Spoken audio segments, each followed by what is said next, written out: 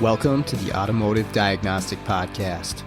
We're going to explore ways to sharpen our diagnostic skills, find learning resources, and hear from experts in the automotive field. This podcast is brought to you by Jarhead Diagnostics. Jarhead Diagnostics manufactures in-house diagnostic equipment and storage solutions, as well as distributes for companies like Pico, ATS, and TopDon. One of my favorite tools that I've bought from Brandon and Jarhead Diag is the case for the U-Scope. If you don't have a U-Scope, you probably should, but if you have one, you got to get one of these 3D printed cases, has a magnet on it, has a full-size BNC lead that you can connect to, and it gets rid of the weak point of that scope, which is the mini BNC connection, which is pretty fragile. This case makes this thing nice and secure and makes it an even better tool than it was. So check out jarheaddiag.com. The link is in the show notes. Hey, for listeners of the show, if you want a discount on Jarhead Diagnostic products, use discount code DIAGPODCAST. That's DIAGPODCAST, Diag Podcast, for 10% off purchases from jarheaddiag.com. I am happy to have Automotive Seminars as a sponsor for the show. Now, if you're not familiar, Automotive Seminars is a diagnostic technician training company. They've got a website that there'll be a link to in the show notes. And what they offer is top-notch training to technicians like us in the field.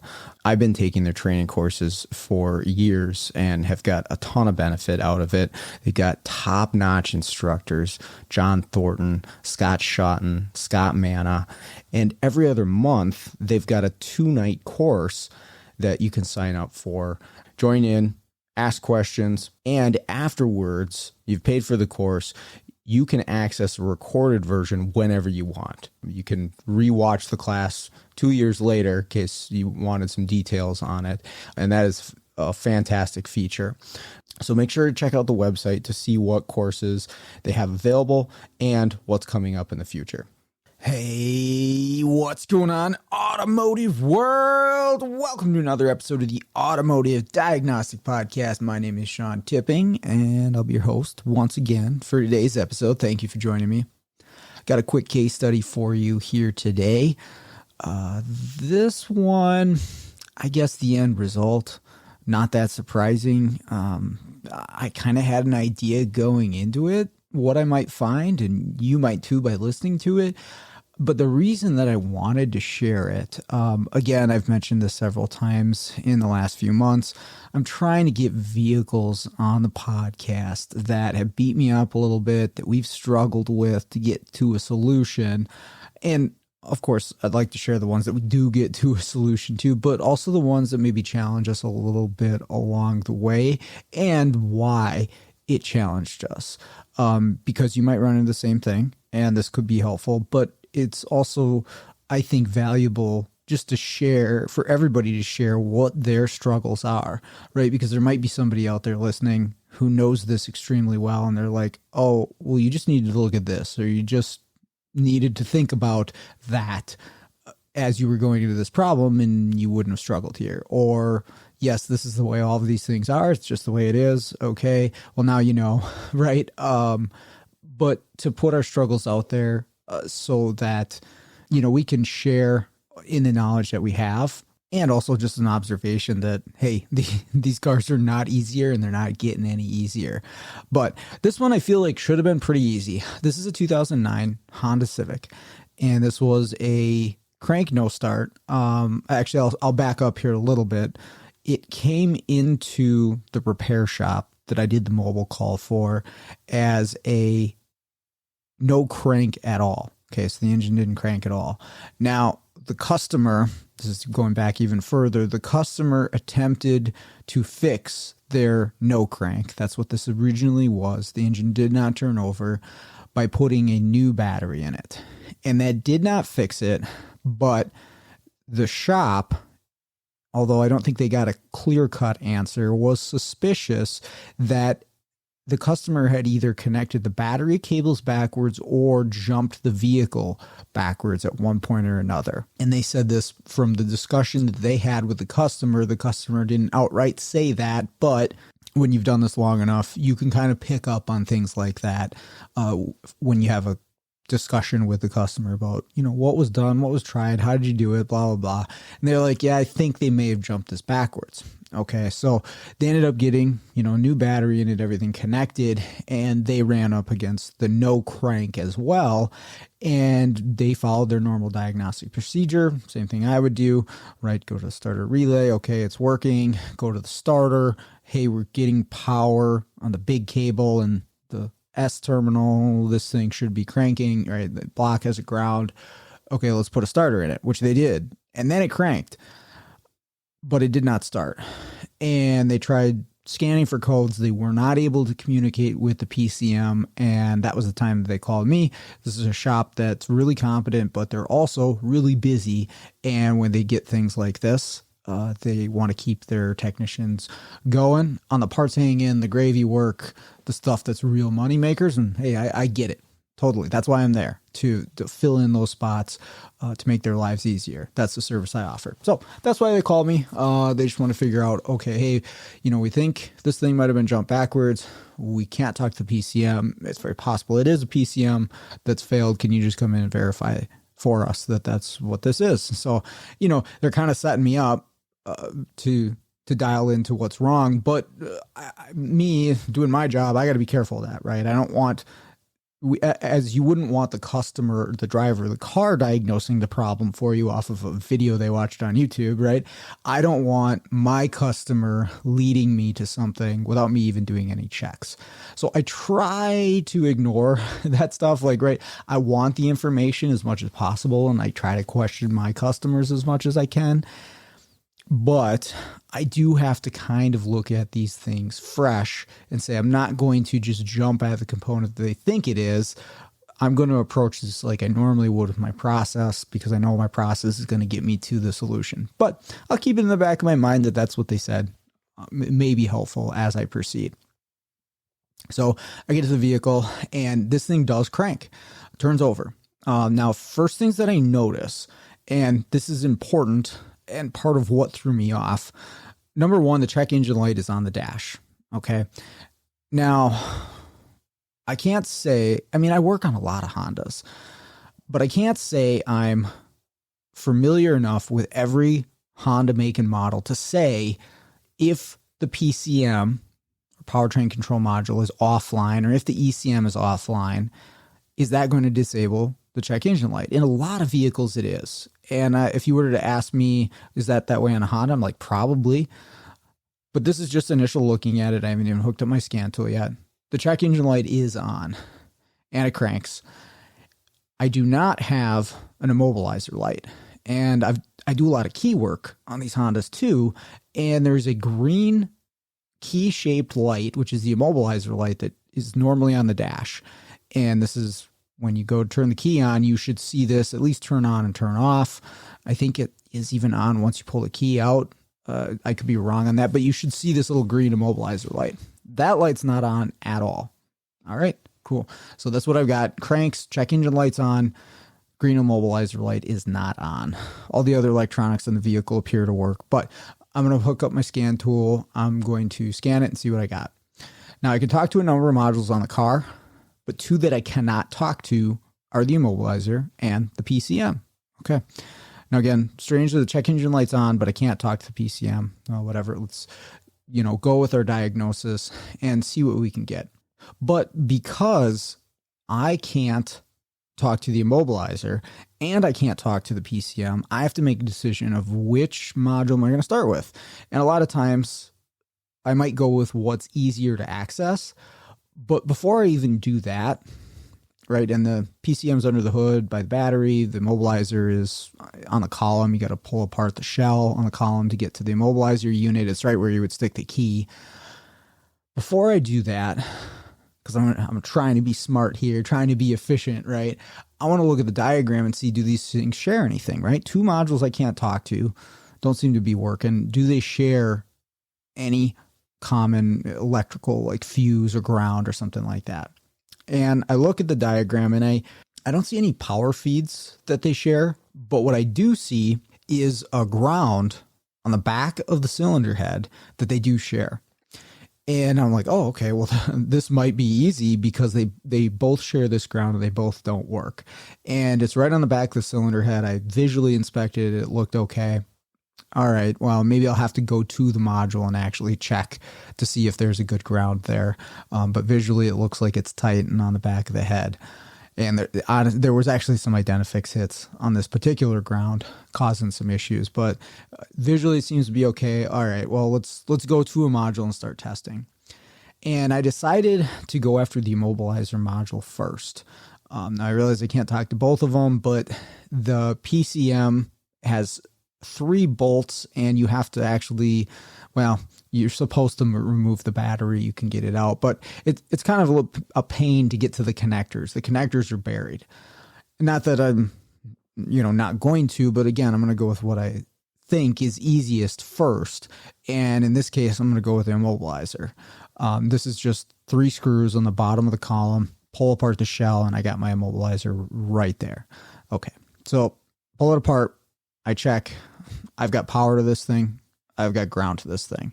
And I believe there was power on 2 wires and ground on the other. And this is the ground from the cylinder head that I was suspicious of because it feeds both the immobilizer and the PCM.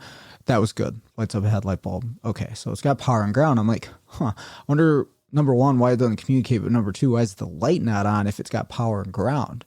You would think even if it didn't communicate that the light should be on. But then again, I don't know the circuitry for the light right off the top of my head. Of course, I got a diagram in front of me and I can look at it. But is the LED for the indicator lamp directly tied to the immobilizer, or is it over a data line? I don't know. But here's my other question. Is this module turning on, right? It's got power and ground, so it should be. Here's what I did to see, is the module doing anything? The immobilizer module is also the halo that goes around the lock cylinder for the ignition. So it's got a coil of wire, and when you turn the key to the on position, that triggers that coil to send out electromagnetic waves, which is actually going to excite the transponder in the key, and that key is going to send data back to the immobilizer module, right? If you have a Key Tool Max, and there's other tools that do this, but I love the Key Tool Max. It's a great little thing for programming keys, but also for diagnostics, because you can read keys and see, does the chip read? And then you can also read to see, is this halo, is this immobilizer module, whatever it is. Sometimes it's just an antenna ring. Is it outputting a signal? Is it doing something when you cycle the key? And what's cool about the Key Tool Max, and actually the Autel KM100 will do this too, it'll tell you what transponder chip responds. Well, if a key responds, and then if it does, what is the transponder chip type in that key, which is pretty cool, right? Especially if you're like, is this the right key for this vehicle? And you might say, well, how would it be the wrong key for the vehicle if it turned the ignition? That sort of stuff happens all the time. So it is useful to know, is it the correct type of chip for the vehicle? But really all I'm looking for here is, I'm not necessarily worried about the key in this case. I just want to know, is the module turning on? Is it doing something? So I cycle the key and I'm able to read activity from the coil, and it even shows me the chip type. I think it was a 46, but okay, cool. So it is turning on. Again, can't talk to it. Immobilizer light's not on the dash. What's going on? So let's look at communication here. Now, the confusing part about this is there are 3 different data lines going into this immobilizer module. There's a B CAN, a K line, and what they call an S net. This is all communications between various modules on the vehicle.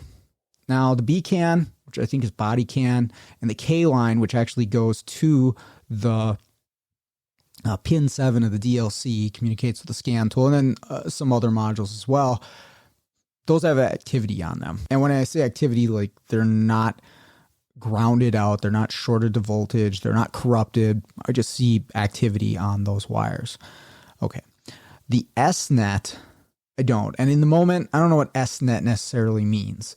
I see that it's going to the underhood fuse box I see that it's going to the under dash fuse box and to the ECM, and that's it. That's the entire SNet network on this '09 Civic. But I'm not entirely sure what it is. But I'm thinking, okay, well, this is probably immobilizer data of some sort being transferred to the ECM. But there's no activity on this wire. I should say there's a bias voltage, but there's no data transmission on this wire. There's nothing happening. It's just blank. And I cycle the key and nothing really happens on here. Okay. So I'm kind of at a dead end with this module here. I don't know what this SNet is. I don't know if it's required for this thing to power up. It seems to be taking key data. It seems to be turning on, but I don't really have a great answer here as to what's going on. And again, I still can't communicate with my PCM. Now, the network that the scan tool uses to communicate to the immobilizer and to the PCM, I think the PCM, it's going to communicate over the CAN bus, and the immobilizer over the K line. Those those networks are functional because I can talk to a bunch of other modules on those same networks. Okay, so where do I go now?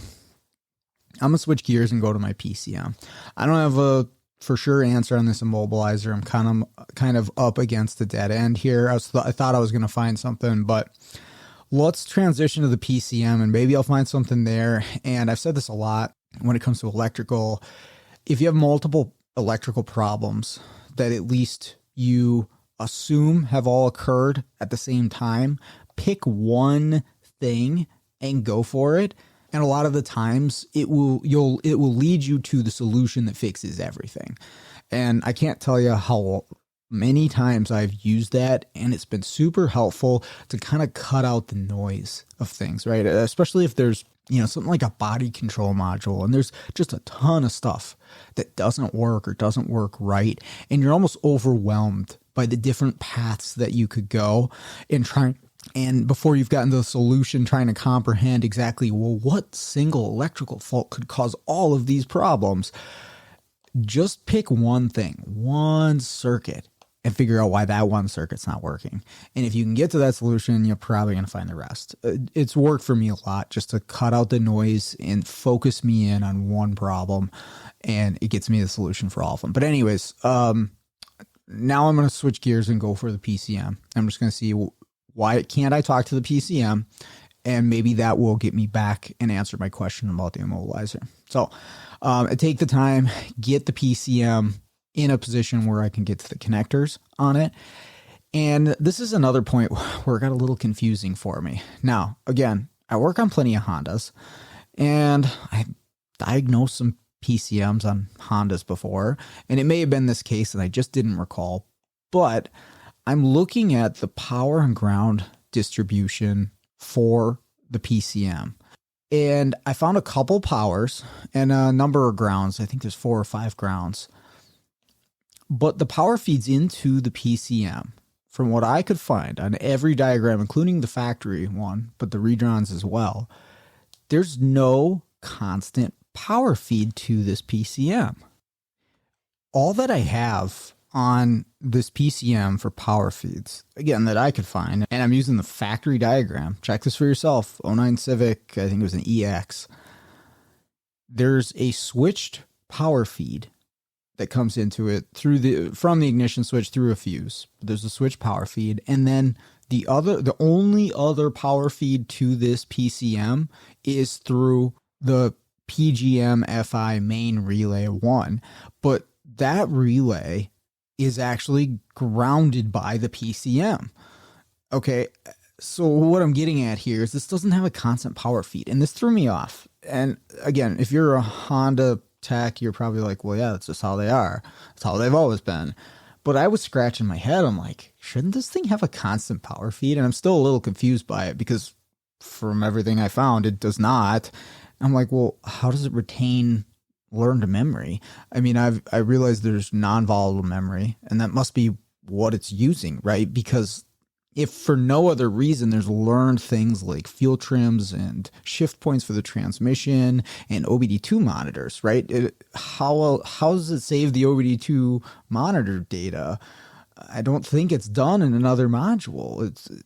from what I understand, that's got to be within the PCM. But if you turn off the ignition to this, based on what I see in the diagram, all power is cut off to this module. There's no memory circuit. There's no constant power.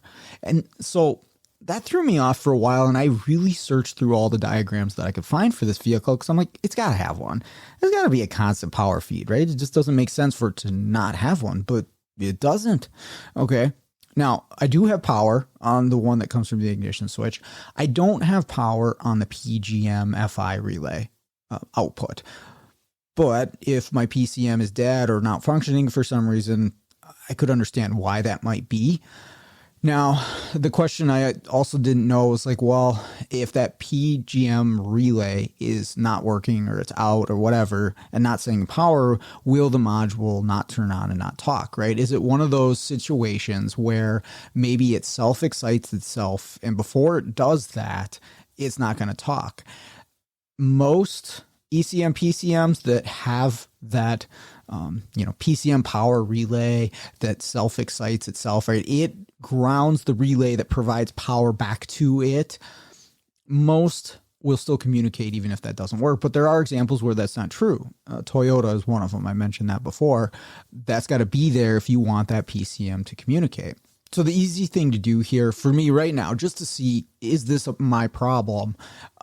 Is I'm going to jump power to that circuit. I'm going to be the PGM relay and I'm going to send power on there and just see, does anything change? Does my PCM wake up? Does it start talking? Can I start this thing? I do it. Nothing happens. All right. And I check the ground side, the control side for that relay. It's not grounded regardless of what I do. So it's not even trying to turn this relay on. Okay. So from what I can tell, I got all my powers and grounds necessary for this PCM to turn on and to talk.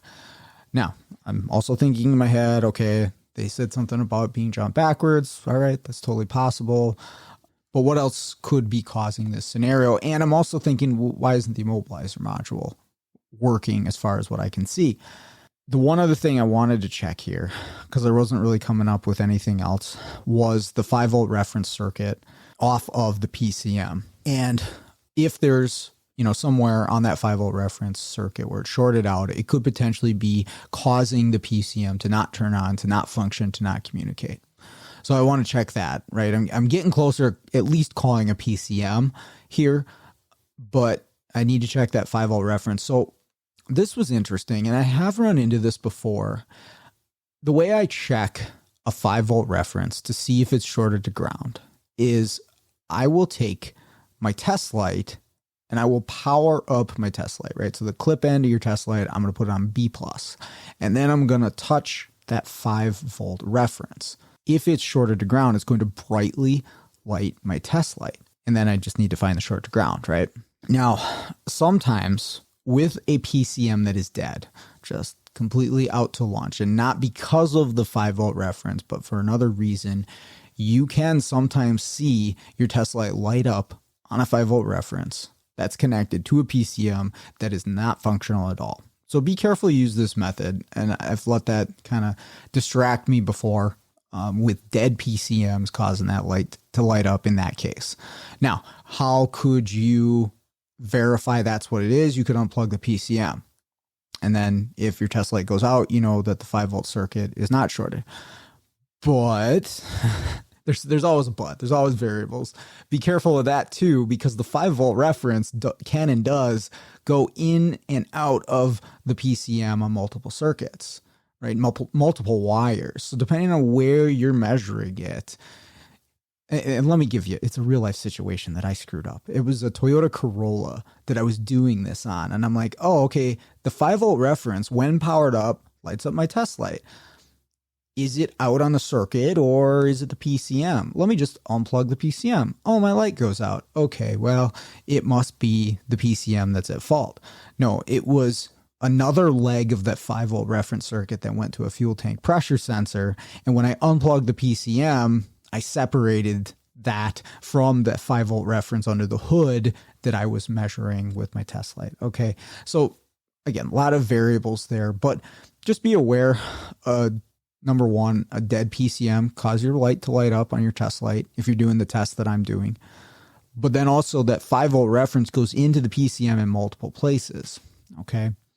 So I took a different approach to this one when I was, because my test light did light up on the 5-volt reference here.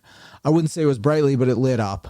And I want to determine, is it an actual short to ground on the 5-volt, or is it in the PCM?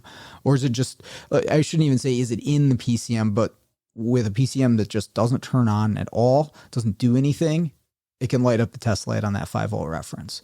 And I don't know if you'd call it normal, but it is what it is when that thing's not functioning. And I've seen that on a Ford before, same thing. So here's what I did on this particular one. This isn't going to work on every vehicle, but it worked on this thing. There's a comb on the back of the cylinder head that has connections for all of the different 5-volt legs for this vehicle, or for the engine, I should say, off of the PCM. And again, there's multiple feeds, multiple 5-volt references, but they all come to this comb, or all the ones that I'm concerned about as far as being shorted to ground, right? You don't have to worry about a thermistor being shorted to ground. That's how they're designed to work. But things like the map sensor and the output speed sensor and this and that, right? And what I can do here is I can pull these combs and I separate all of those legs from the PCM, right? And then I think I had 3 wires going into this comb that were 5-volt references from the PCM. And I checked those, and all those going straight to the PCM lit up my test light, and none of the other ones did. So what that means to me is there's not a leg of the circuit, there's not a sensor, there's not something else that's grounding out this 5-volt reference. I think this PCM's just dead to the world. And that's what I'm dealing with here. Okay. And so now I'm left with, hey, I'm pretty sure this PCM is out to lunch, not doing anything, not turning on, not communicating. Why is the check engine light on though? I was thinking that. Well, I did a little bit of digging here, and come to find out the check engine light itself isn't directly controlled by the PCM in this case. A lot of times it is. I'd say most cases it is, but not in this case. This check engine light, or the malfunction indicator lamp, is controlled by the instrument cluster in this, and it must be getting data over the communications network. And in the case where the PCM is not online, it's just going to turn the check engine light on. This was something I learned when I was working on this vehicle. Now, the immobilizer light is also controlled directly by the cluster. Now, why that's not on, I'm not sure at this point, but here's what I know. This PCM is definitely out. I'm not sure on the immobilizer. I can't communicate with it with my scan tool, but I was wondering 2 things here. Number one, is the communication thing a scan tool thing? And so I grabbed a second scan tool. It was the same thing. I'm like, probably not 2 different scan tools, but who knows? But also, is this something where the PCM needs to be online, right? I've got that SNet, which I ended up finding out is security network. That's the Honda lingo from what I could find. And that is between the ECM and the immobilizer. And I mentioned there was no activity on there. Does the ECM have to be online? Is it the master of that data network potentially? It's possible. I don't know that. I couldn't find anything that really outlined that, but I'm kind of thinking that might be the case. So I told the shop, I was like, hey, there's a couple weird things here, but I know for sure this PCM is out. Will you order one? We'll get it programmed for you, and then we'll verify everything else. And in some cases, that's the best step. It's just to say, hey, right, there's a couple question marks, but I know for sure this part's bad. Let's get this part and then move forward, and then we'll see where we're at.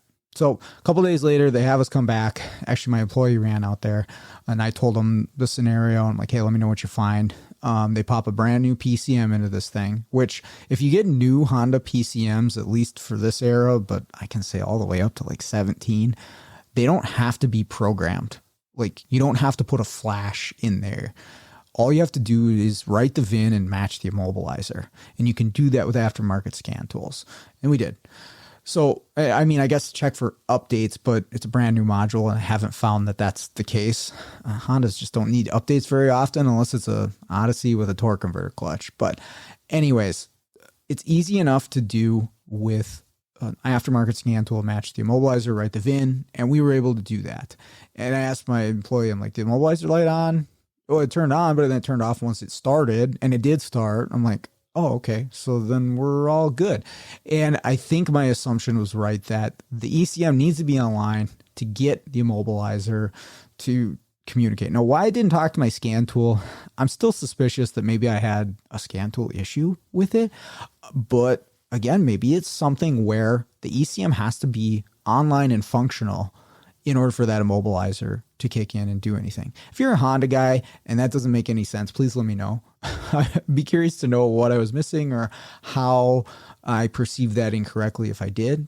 If that is the way that it works, I would also be curious to know what's your experience with those. But again, it was just a PCM that was out, and it makes sense. They probably did jump it backwards, would be my guess, because there was a starter that was failed. They said it was a no crank, and I think that's what the customer was initially trying to repair.